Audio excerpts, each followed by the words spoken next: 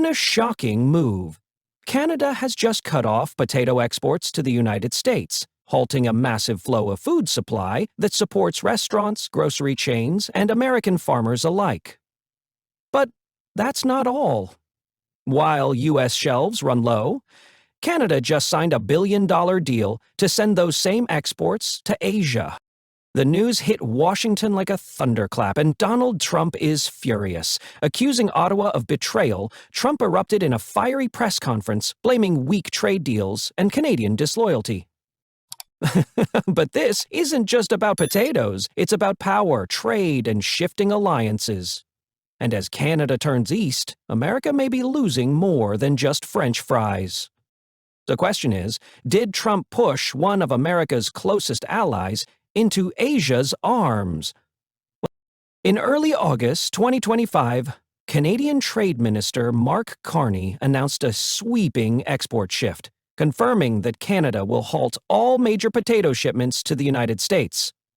The decision stunned U.S. agriculture officials and sparked immediate backlash from Washington, especially from former President Donald Trump, who labeled it a hostile act during a televised speech. The real twist? On the very same day, Carney signed a $1.2 billion 0 cents export agreement with a coalition of Asian nations, including Japan, South Korea, and Singapore. The deal includes multi-year commitments for potatoes, agricultural tech, and cold chain logistics, all redirected away from the U.S. market. For decades, the U.S. was Canada's top potato customer, particularly for frozen and processed goods critical to American fast food chains. But rising trade tensions, political rhetoric, and Trump-era tariffs have strained the relationship. Canada, seeking more reliable trade partners, is now pivoting toward Asia's booming food market. Within hours of the announcement, potato futures spiked. U.S. restaurant groups issued supply warnings, and Trump's team fired back with accusations of betrayal and economic sabotage. But for Canada, this wasn't retaliation, it was strategy. And it may be a sign of much bigger shifts to come. The Canada-U.S. agricultural relationship has historically been one of the strongest in North America. For decades, the two countries exchanged billions in food exports, with Canadian potatoes serving as a critical ingredient for the American food service industry, from frozen fries to processed snacks. But under Trump's first term, and especially in his second, trade dynamics began to unravel. His administration imposed sweeping tariffs on Canadian goods, from aluminum to dairy, under the banner of America First. In response, Canada applied retaliatory tariffs and began diversifying its trade partnerships. A slow but deliberate shift away from dependence on the U.S. market. Then came Trump's inflammatory rhetoric in 2025, calling Canada a soft partner and threatening new sanctions on cross-border agriculture. Behind the scenes, Canadian officials and exporters began reaching out to Asia, where demand for quality agricultural goods is skyrocketing. Enter Mark Carney, a seasoned global economist, now trade minister. His strategy? Reduce reliance on unpredictable partners and align Canada with fast-growing, stable economies.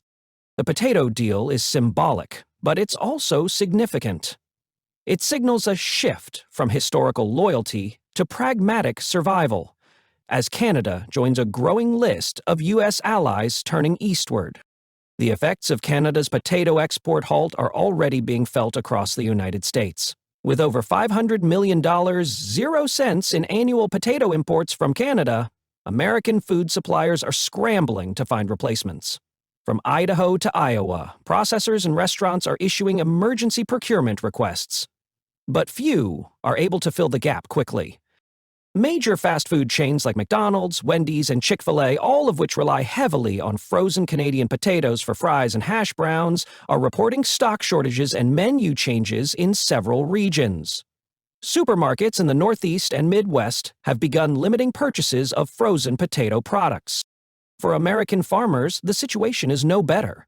With no warning and limited processing infrastructure, the sudden drop in supply has created a price spike in domestic markets. But without the logistics to capitalize. Meanwhile, truckers and warehouse workers in border states face sudden job losses due to contract cancellations. Analysts warn that if the disruption lasts beyond 2 quarters, the U.S. could face not only food inflation, but also a ripple effect across the broader agricultural sector, particularly in fertilizer, packaging, and freight.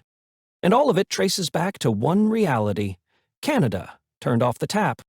While American media focused on Trump's outburst, Canada was already moving forward. Fast. At the heart of this shift is Mark Carney, former governor of both the Bank of Canada and the Bank of England, now acting as Canada's trade minister. Known for his economic foresight, Carney has quietly orchestrated one of Canada's most significant trade pivots in decades.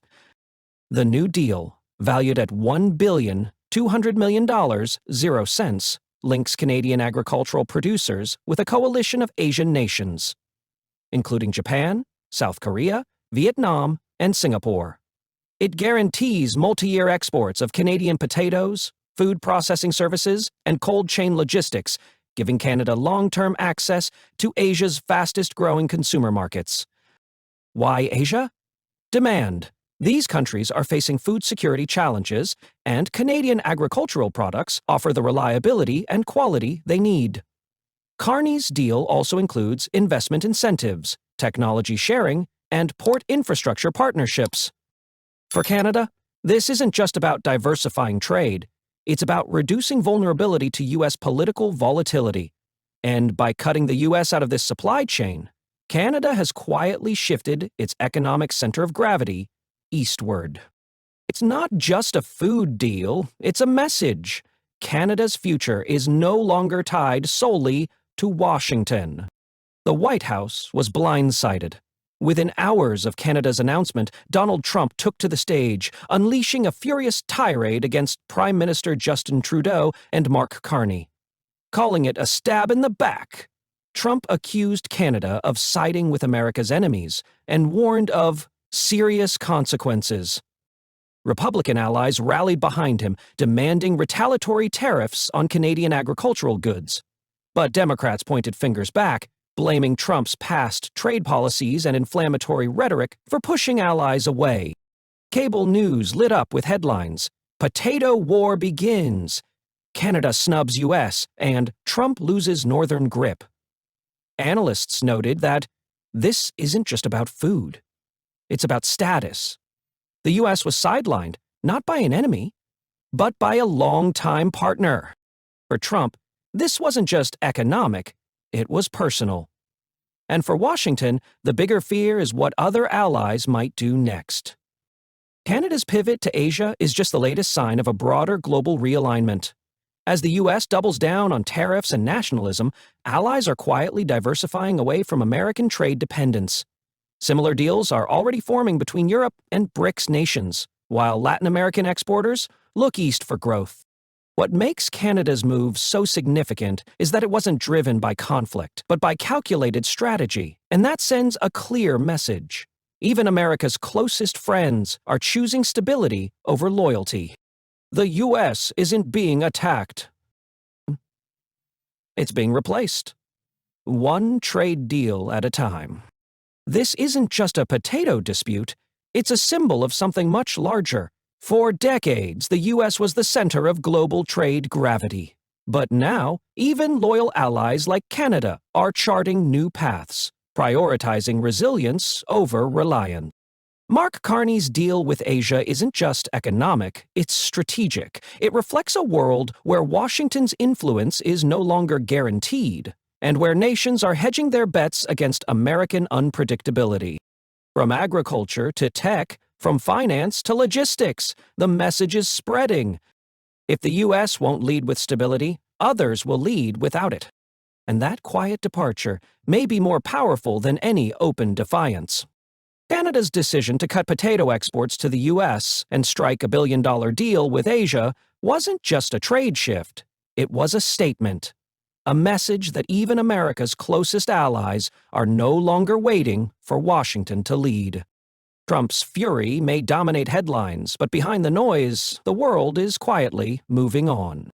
Because in today's global economy, loyalty comes second to stability. And right now, America is offering neither. The question isn't whether this deal hurts. It's how many more are coming.